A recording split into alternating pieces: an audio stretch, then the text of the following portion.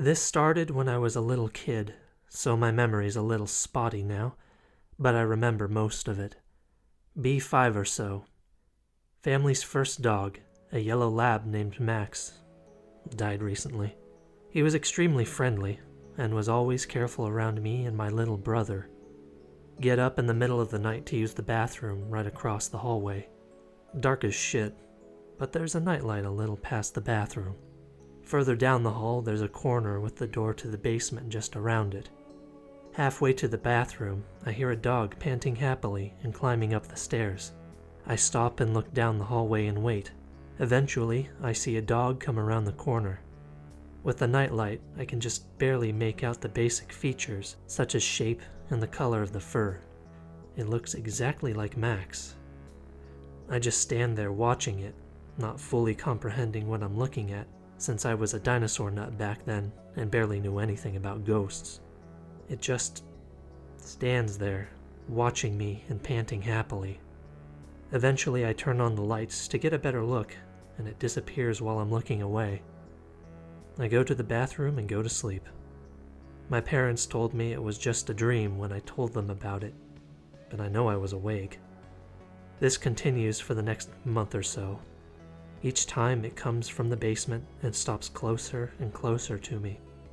I never mentioned it to my parents again since they wouldn't believe me.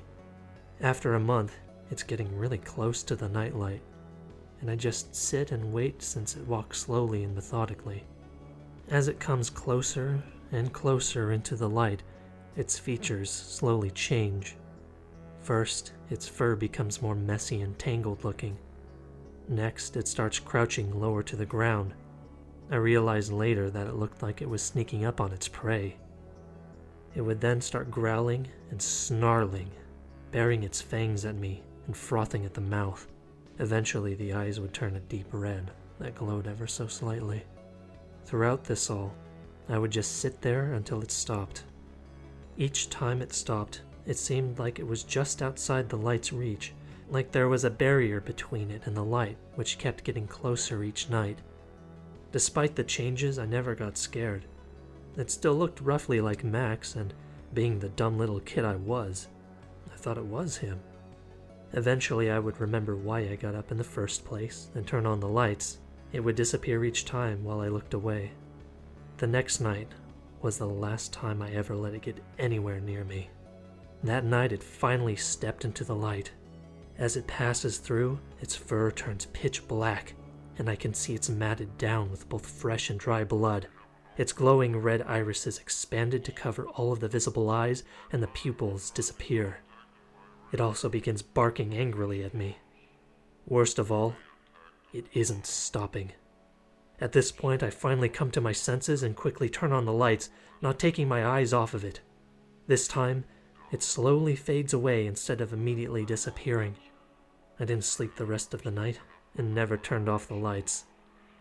Over the next several years while we lived in that house, I could always feel it waiting for me, especially if I had to leave the room for any reason during the night. Each time, I would look down the hallway while I reached behind me to turn the lights on. Sometimes I couldn't see it, but could still hear it panting. Most nights, I could see it waiting for me at the end of the hall, panting happily, looking and sounding just like Max.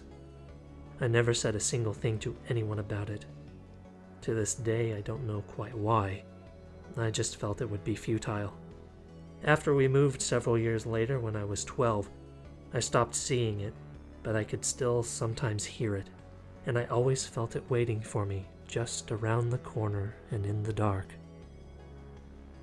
It has mostly stopped now, but I still sometimes feel it waiting for me and have still kept habits that I developed after I saw it, for whatever the hell it is.